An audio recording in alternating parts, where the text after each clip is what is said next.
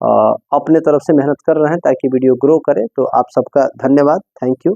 ठीक है, और हम लोग आगे क्वेश्चन पढ़ेंगे। ठीक है, द्विघात बहुपद x Q minus x square के शून्यक हैं। देखिए इसमें क्या करना है ना, एक कौन से शून्यक हैं इनके, बस ये देखना है हम लोगों को। चलिए ऑप्शन में देख लेते हैं क्या हो सकता है। ऑप्शन नंबर ए 0 है, ऑप्शन नंबर बी 1 है, सी 2 है, डी 0 और 1 है। ठीक है, 0 और 1 है, कैसे पता चलेगा, चलिए देखते हैं। X Q minus x square है ना बाबू, तो ये दो पद है, दोनों पद में से क्या कॉमन ले सकते हैं। कॉमन लेने का मैंने स्टाइल आपको बताया हुआ था कि एक्स क्यू और एक्स स्क्वायर। चलिए तोड़ते हैं। एक्स क्यू का मतलब 3 जगह, एक्स स्क्वायर का मतलब 2 जगह। क्या आपको दिख रहा है, ये कोई दिक्कत नहीं ना है यहाँ पे। चलिए दोनों में क्या शामिल है, एक्स स्क्वायर, मतलब इसमें एक्स है और इसमें भी एक्स है, गुणा करेंगे तो एक्स स्क्वायर। मतलब आप क्या कॉमन ले सकते हैं, तो आप कॉमन ले सकते हैं एक्स स्क्वायर। 3 वो था, इसमें से 1 निकल गया, 2 निकल गया तो 1 बच गया, माइनस एक्स स्क्वायर से एक्स स्क्वायर 1 मरतबा कटेगा। अब हमको निकालना शून्य, तो दोनों के ही बराबर में 0 डाल दीजिए। अच्छा, स्क्वायर हटेगा, दूसरे पर रूट चढ़ेगा, और हम जानते हैं कि 0 रूट में रहे या रूट से बाहर रहे उसका वैल्यू 0 ही होता है। माइनस 1 है, दूसरे तरफ जाएगा तो प्लस 1 हो जाएगा, मतलब x का वैल्यू 0 भी होगा, 1 भी होगा, 0 भी होगा, 1 भी होगा। ऑप्शन नंबर डी हो गया ऑप्शन। इतना आसान से यूट्यूब पर कोई ऐसा चैनल नहीं है जो आपको इतना आसान से ऑब्जेक्टिव को एक एक करके डील करके आपको पढ़ाता हूँ। ठीक है ना, तो मैं ऐसा टीचर हूं जो आपको डील करके बताता हूं, और डील करना ही चाहिए ताकि ऑब्जेक्टिव में कोई सस्पेंस ना रहे। px का वैल्यू दिया हुआ आपका x square plus 5x plus c में x बराबर -2 और x बराबर -3 रखने पर px बराबर 0 प्राप्त होते हैं, ठीक है ना, px बराबर 0 प्राप्त होते हैं। ठीक, अब कह रहा है तो शून्यक होंगे।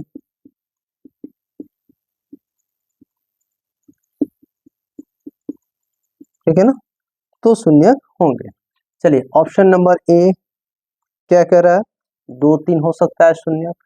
ऑप्शन नंबर बी -2 -3 हो सकता है। ऑप्शन नंबर सी आपका 3 4 हो सकता है। ऑप्शन नंबर डी आपका -3 -4 हो सकता है। ये रहा क्वेश्चन आपका। कैसे सॉल्व होगा, एकदम आसान तरीके से। पहली बार मैं इसको सॉल्व कर रहा हूँ, px equal to x square plus 5x plus 6। अब पहली बार मैं इसको सॉल्व कर रहा हूँ, तो x का वैल्यू -2 रख रहा हूँ। x का वैल्यू मैंने क्या रखा, -2। तो जहां जहां x रहेगा उसको मिटा के -2 रख देना है। तो समझिए x का मतलब -2, तो जहां जहां x रहेगा वहां पे -2। 5 गुणे, यहाँ भी दोनों के बीच में कुछ नहीं तो गुणा का चिन्ह है, तो -2 रखेंगे और +6 हो गया। 2 को 2 बार गुणा कीजिए, कैसे गुणा करेंगे, -2 गुणे -2, तो माइनस में प्लस 2 दूनी 4। कुछ लोग करता है कि -2 का पावर 2 करेंगे तो 2 दूनी 4 तो होगा, लेकिन एगो माइनस है, एगो माइनस समझ के माइनस लिख देता है। ठीक है ना, तो ऐसे करेंगे तो आपका जो हल करने का तरीका हो जाएगा वह गलत हुआ और आपका आंसर भी गलत हो जाएगा। ठीक है ना, तो इसलिए यहाँ पे क्या लिखेंगे, 2 दूनी 4 प्लस माइनस, -5 दूनी 10 प्लस 6। देखिए दोनों प्लस में है, इसके सामने कोई साइन तो प्लस, इसके सामने प्लस, तो प्लस प्लस वाले जुड़ जाएंगे। 6 और 4 10, और ये -10 घटा तो क्या हो गया 0। तो सबसे पहले ये बात बता दूं कि x बराबर -2 शून्यक है।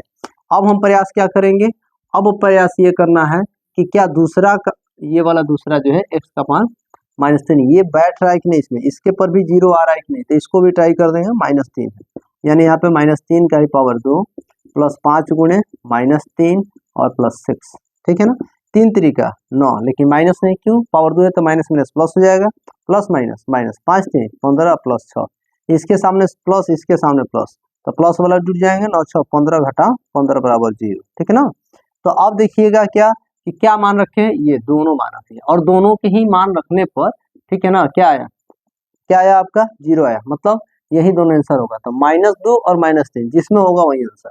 तो ऑप्शन नंबर बी हो गया आपका आंसर।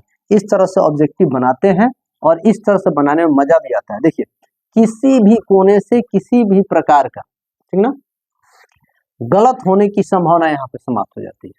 और हमें क्या करना है, मैथ में जो एग्जाम में क्वेश्चन आएंगे ऑब्जेक्टिव में उसको सॉल्व करके लिखना है, क्योंकि टाइमिंग पूरा 1 घंटा देता है मैथ बनाने के लिए। तो 1 घंटा ऑब्जेक्टिव में क्या कर सकते हैं, केवल 50 ऑब्जेक्टिव है, डायरेक्ट मैं बता रहा हूँ उसको देख के भी आप आंसर लिख सकते हैं, लेकिन जो क्वेश्चन आपको डाउट होगा उसको सॉल्व कर लेना है, ठीक है ना। जैसे मान लीजिए क्वेश्चन नंबर 3 की मैं बात कर रहा हूँ, ठीक ना। 3 क्या कर रहा है, किसी द्विघात बहुपद के शून्य, किसी द्विघात बहुपद के शून्य, किसी द्विघात बहुपद के शून्य, किसी द्विघात बहुपद के शून्य, किसी द्विघात बहुपद के शून्य यदि 2 और 6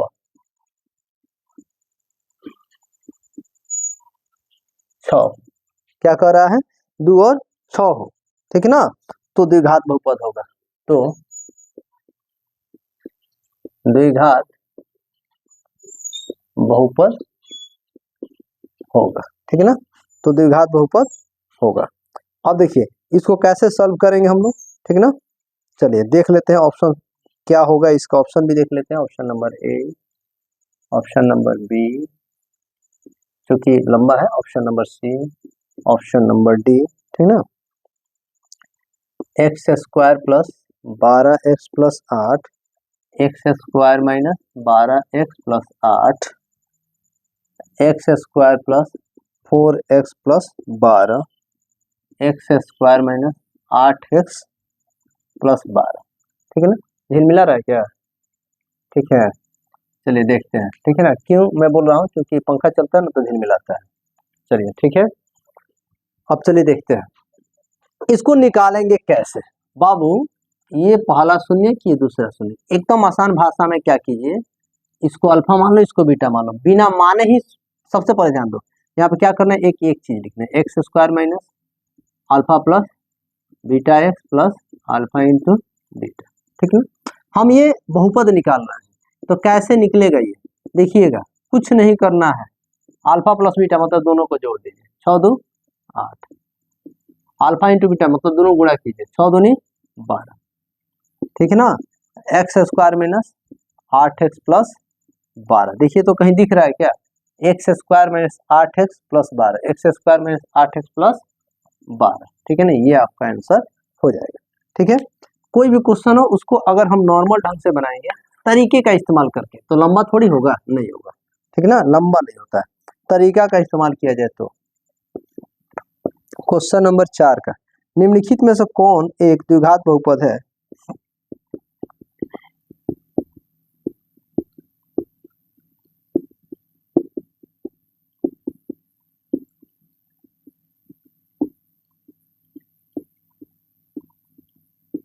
ये क्या कर रहे हैं, निम्नलिखित में से कौन एक द्विघात बहुपद है, ठीक है ना, द्विघात बहुपद है जिसके शून्य -2 और 6 है।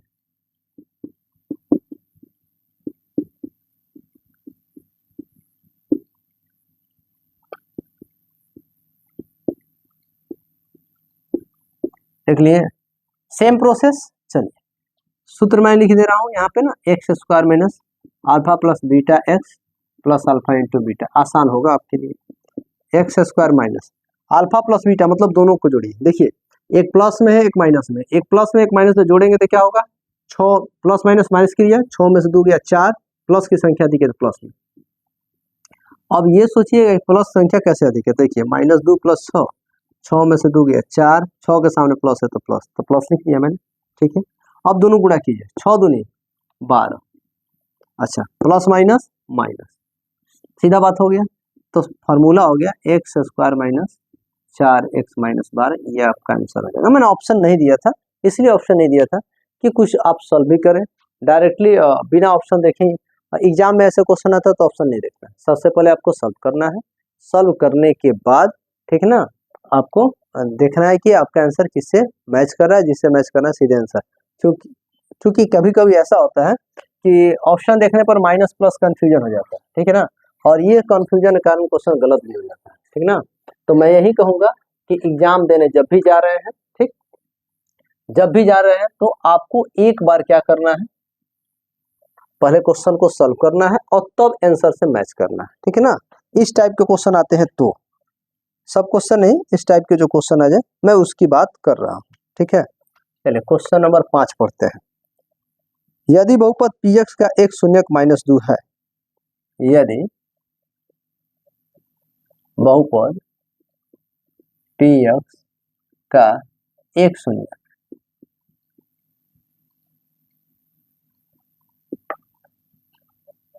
माइनस 2 है, यदि बहुपद px का एक शून्यक माइनस 2 है, यदि बहुपद px का एक शून्यक माइनस 2 है, ठीक है ना। तो निम्नलिखित में से कौन px का एक गुणनखंड होगा? तो निम्नलिखित में से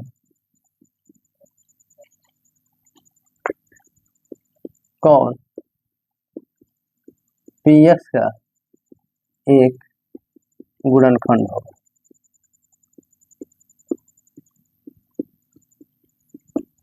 निम्नलिखित में से कौन px का एक गुणनखंड होगा? ये आपका क्वेश्चन हो गया, क्वेश्चन नंबर 5 हो गया, ठीक है ना।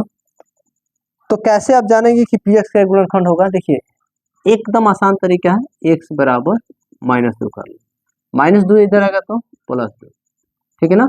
तो आंसर क्या हो जाएगा? x प्लस 2, ठीक है ना। ऑप्शन में क्या दिया होगा ये हम ऑप्शन को भी देख लेते हैं। Option number A x minus 2, इसको आप देख चुके हैं। ऑप्शन नंबर बी, क्वेश्चन आपका सॉल्व है, प्लस में आएगा x प्लस 2।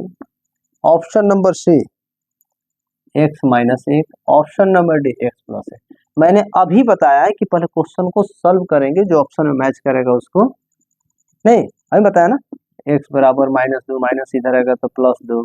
देखिए तो ऑप्शन गलत होने का संभावना कहीं है? नहीं है। क्यों नहीं है? क्योंकि आपको मैंने क्या बताया, पहले क्वेश्चन को इस टाइप को तो सॉल्व करें, ठीक है ना।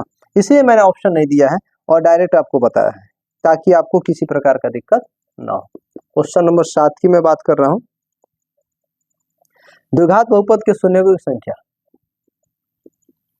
द्विघात बहुपद के शून्यकों की संख्या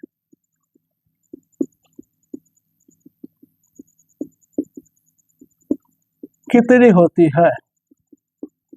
कितनी होती है? ये जो ऑप्शन है, ऑप्शन देख के आंसर मारिए, इसको सॉल्व करने की जरूरत नहीं। क्यों? क्योंकि जिसका बहुपद, जिसका घात 1 होता है उसका एक शून्यक, जिस बहुपद का घात 2 होता है उसका 2 शून्यक, 3 बहुपद मतलब घात 3 वाले का 3 शून्यक, घात 4 वाले का 4 शून्यक, घात 5 वाले का 5 शून्यक। यहाँ पे कह रहे हैं द्विघात, तो द्विघात का मतलब इसके घात 2 हो, तो शून्यक निकल करके आएंगे कितने? 2 शून्यक निकल करके आपके सामने आ जाएंगे, ठीक ना। चलिए क्वेश्चन नंबर अब हम लोग 8 देखेंगे। 8 क्वेश्चन क्या कह रहा है? px x square plus 5x minus 12, तो p1 का मान होगा, p1 का मान होगा। अब कहिएगा ये तो आप धड़ल्ले से निकाल दीजिएगा, कैसे? चलिए ऑप्शन मैं दे देता हूं, -12,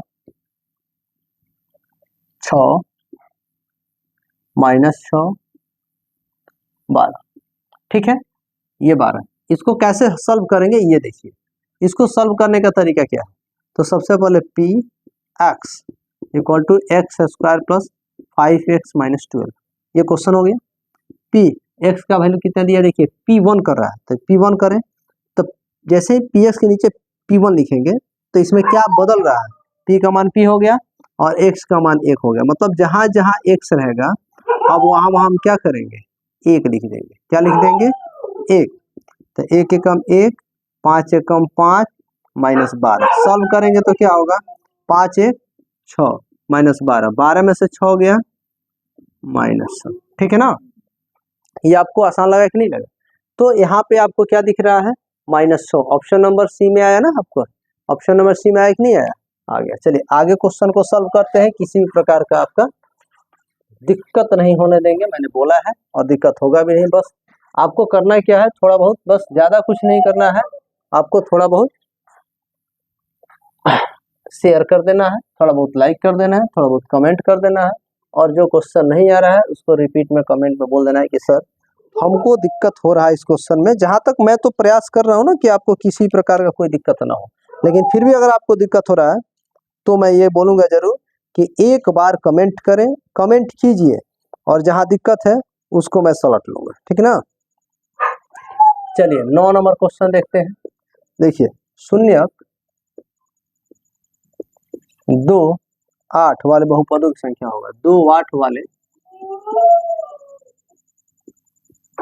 बहुपदों की संख्या, ठीक है ना, ठीक है ना। तो ऑप्शन देख लेते हैं, ऑप्शन नंबर क्या है, ठीक है।